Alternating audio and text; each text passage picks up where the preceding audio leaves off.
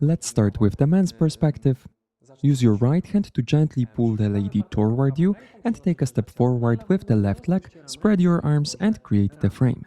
Take a side step to the right, turning slightly to face the audience. Then take a side step to the left, rotate counterclockwise a bit, preparing for the dip position. Direct your hips forward to the partner, left knee should be bent, most of your weight is on the left leg. Bend your knee more and straighten the right elbow to lead the lady into the pose. Then pull her back up while straightening your leg. During the dip, it's very important to avoid leaning over the partner, contrary, keep your back straight to create the counterweight. Now the lady's perspective, let's turn around to show this from the front.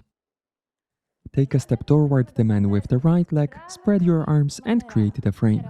Now take a side step to the left.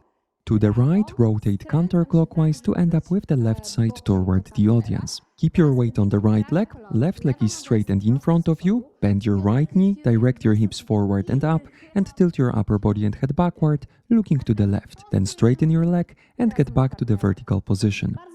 During the dip, you should avoid leaning on the partner too much and pulling him with you. Try to stay within your own balance as much as you can.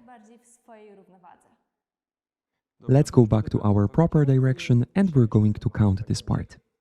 We've ended the previous part on the count of 1, 2, 3 and 2, 2, 3, 3, 2, 3, 4, 2, 3, 5, 2, 3, 6, 2, 3.